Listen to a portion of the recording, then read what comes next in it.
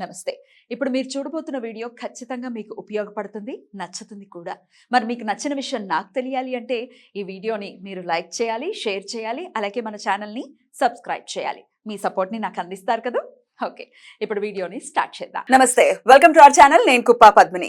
ప్రస్తుతం మనతో పాటు ప్రముఖ ఆధ్యాత్మికవేత్త, ప్రముఖ న్యూమరాలజిస్ట్ లక్ష్మీ నరసింహస్వామి ఉపాసకురాలు శ్రీమతి స్రవంతి గారు మనతో పాటు ఉన్నారు. మాట్లాడదాం. అక్క నమస్తే అక్క. నమస్తే పద్మిని. అక్క లెటర్స్ గురించి చెప్తూ ఉన్నారు. ఏ లెటర్ తో ఎవరు పేరు స్టార్ట్ అవుతుంది, వాళ్ళు ఎలా ఉంటారు, అకార్డింగ్ టు న్యూమరాలజీ వాళ్ళ క్యారెక్టర్ ఎలా ఉంటుంది, మార్చుకోవాల్సింది ఏంటి అనేది చాలా బ్యూటిఫుల్ గా ఎక్స్ప్లెయిన్ చేస్తున్నారు.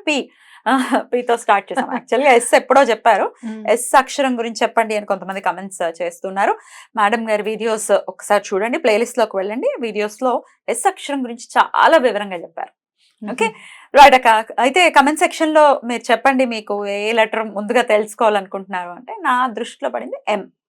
ఎం అనే అక్షరం.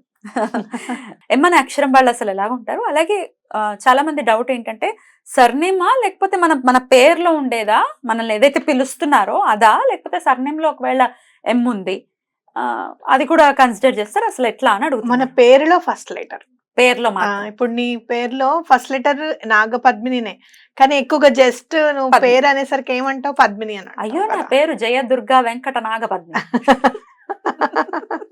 సో పద్మిని అనే కన్సిడర్ చేసుకోవాలి. పద్మిని అనే కన్సిడర్ చేసుకోవాలి. పేరేంటి అనగానే మీరు ఏం చెప్తారు? ఓకే, ఇప్పుడు మైత్రి ఉంది, మనం ఎక్కువగా మైత్రి మైత్రి అని మాట్లాడుకుంటాం, పిలుస్తాం, కాబట్టి ఎం అక్షరంతో ఉన్న క్వాలిటీస్ ఎక్కువగా కనపడతాయి. అలా లలిత మైత్రి కాకపోతే లలిత ఎల్ కాదు. ఎల్ కాదు.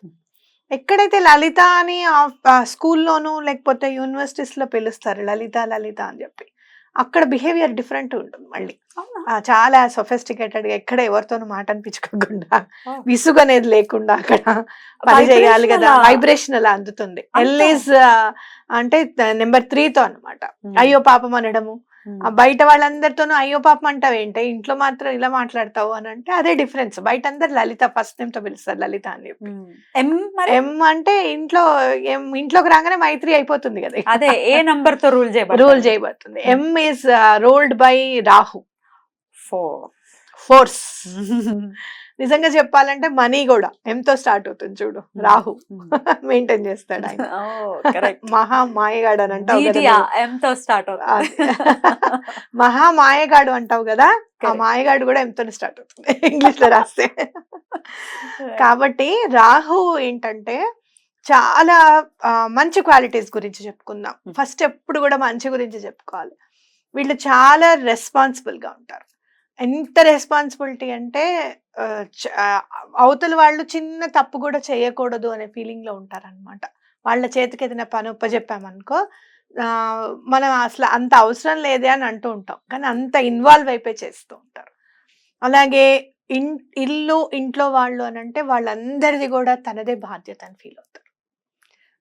అంటే హస్బెండ్ ఉన్నారనుకో, వాళ్ళు ఆఫీస్లో ఏదైనా ప్రాబ్లం ఉన్నా కూడా వీళ్ళతో డిస్కస్ చేయడము, వీళ్ళు మళ్ళీ సలహా ఇవ్వడం, అలా చేయొచ్చు కదా అని అనడము.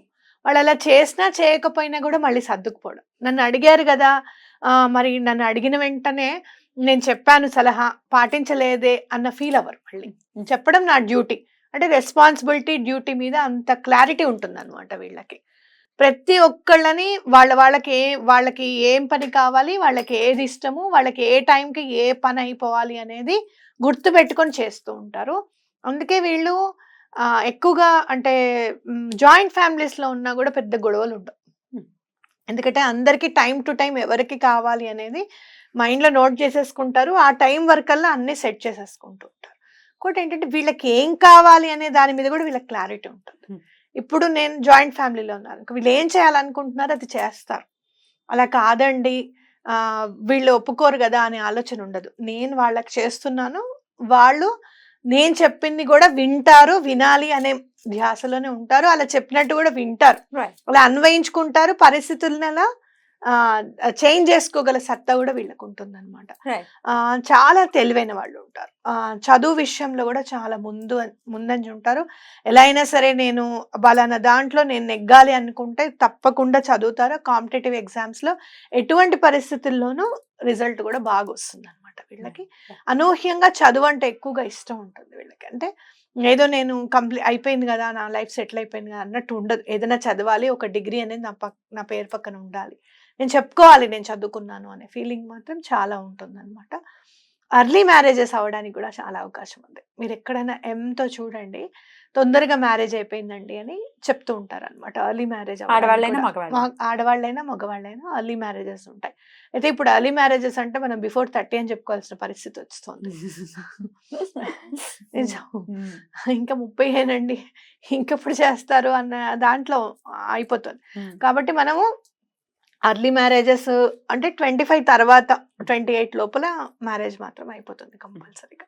అయితే ఇంకోటి ఏంటి అని అంటే, వీళ్ళు పుట్టింటికి ఎంతైతే విలువిస్తారో అత్తింటి వారికి కూడా అట్లనే విలువిస్తారు. అయితే మగవాళ్ళు కావచ్చు, ఆడవాళ్ళు కావచ్చు. కోపం ఎక్కువగా ఉంటుంది, కొంచెం కంట్రోల్ చేసుకోవాలి ఇప్పుడు పిల్లలకి. అప్పుడు పూర్వం అంటే అడ్జస్ట్ అయిపోవడమో, లేకపోతే మన దాకా వచ్చినప్పుడు చూద్దాంలే టైం కోసం చూస్తారు వీళ్ళు. ఏమనుకుంటారంటే, ఇవాళ నాకు ఇలా ఇలా అన్నారు కదా వీళ్ళు, మనము బాగా కష్టపడి వాళ్ళకి మన చేతలతో ఆన్సర్ చెప్దాం అనేది వీళ్ళకి మైండ్లో ఉంటుంది. అండ్ మోర్ ఓవర్ ఎవరైనా వీళ్ళతో సడన్ గా మాట్లాడడం మానేశారు అనుకో, టైం ఇద్దాం వాళ్ళకి, వాళ్ళే వచ్చి మాట్లాడతారు మనతో అని అనుకుంటారు, కానీ బాధపడరు. ఇంకా చాలా మంది ఉన్నారు నాతో మాట్లాడేవాళ్ళు, పర్వాలేదు వాళ్ళంతటి వాళ్ళే తెలుసుకుంటారు నా గురించి అనేది ఉంటుందన్నమాట. ఎక్కడ కూడా తొణకరు బెణకరు నిండుకుండా అలాగా ఉంటుందన్నమాట వీళ్ళ మనస్తత్వం. అయితే ఒక్కటి ఏంటంటే, ఏదైనా కూడా చాలా ఎక్కువగా పని చేయడం, పని విషయంలో రెస్ట్ తీసుకోవాలి అనే ఆలోచన ఉండదు అనమాట.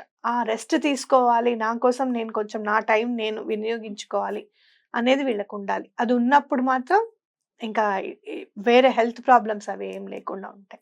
జనరల్గా వీళ్ళకి మోకాళ్ళ నొప్పులు కానివ్వు, నడుము నొప్పి కానివ్వు వస్తూ ఉంటుంది అనమాట. ఎందుకంటే చకచకా నడవడం, పనులు చేసేయడము, ఎక్కువగా బరువు ఉందనుకో, ఫర్ సపోజ్ ఇది తీద్దాం ఎవరినైనా అడుగుదాం అని అనుకోరు, మనం దోసేద్దాంలే మనం జరిపిద్దాంలే అనుకుంటారు. కాబట్టి ఇట్లాంటివన్నీ కూడా వాళ్ళు కొంచెం జాగ్రత్తగా మెయింటైన్ చేసుకుంటే బాగుంటుంది. వర్క్ విషయంలో మనం ఇది చేయగలుగుతామా లేదా, ఫిజికల్ వర్క్ కానీ మెంటల్గా ఏమన్నా తీసుకునేటప్పుడు కానీ. అయితే వీళ్ళు ఎక్కువగా ఆరాధించవలసిన దైవం అంటే లక్ష్మీ అమ్మవారు అనమాట. వీళ్ళకి నేను చాలా మందిని చూశాను, ఫైనాన్షియల్ గా కూడా మంచి డిసిప్లిన్తో ఉంటారు. వాళ్ళకు ఉండాలి, కానీ అంటే వాళ్ళ డేట్స్ ఆఫ్ బర్త్ బట్టి కూడా ఉంటుంది, కాదని నేను అన్నాను. జనరల్ గా ఉన్న వాళ్ళైతే మాత్రం ఖచ్చితంగా ఫైనాన్షియల్ డిసిప్లిన్తో ఉంటారు. అది మొన్న కూడా నాకు కన్ఫర్మ్ అయింది. మైత్రికి కొత్తగా జీపే చేసాం, గూగుల్ పే చేసాం. అయితే మొన్న అది అన్ని వాళ్ళ నాన్నగారు వేశారు, అమౌంట్ వేసినప్పుడు ఖర్చు పెట్టేస్తుంది. మేము వెళ్తుంటే ఎవరిని అడగకుండా బాటిల్ తీసుకురావడం అంటే, మైత్రి ఉండు నా దాంట్లో చెయ్యి, మళ్ళీ నాన్న నిన్ను లెక్క అడుగుతారు, అప్పుడే అయిపోయాయా అని అంటారమ్మా అంటే అని నోట్స్ చూపించింది నాకు. నేను ఏవేవి ఖర్చు పెట్టుకుంటున్నాను అన్ని నోట్స్ రాసుకుంటున్నాను, నువ్వేం భయపడకు, నాన్నకు నేను చూపిస్తాను. డిసిప్లిన్ అంటే ఎంత ఖర్చు పెట్టాము ఏంటి అనేది, ఆ డిసిప్లిన్ అనేది ఉంటుంది. కాబట్టి చిన్నప్పుడు కొద్దిగా ఏమైనా తక్కువగా ఉన్నా కూడా ఎదుగుతూ ఉంటే వీళ్ళు ఫైనాన్షియల్ గా స్టేబుల్ అయిపోతారు. అంటే ఒకళ్ళకి ఇచ్చే దాంట్లోనే ఉంటుంది ఎప్పుడు కూడా, చెయ్యి తీసుకునే దాకా రారనమాట. ఎప్పుడు కూడా హెల్ప్ చేసే దాంట్లోనే ఉంటుంది. పిల్లలందరినీ కూడా చాలా మౌల్డ్ చేసుకొని తన మాట వినేటట్టుగానే మౌల్డ్ చేసుకుంటారు.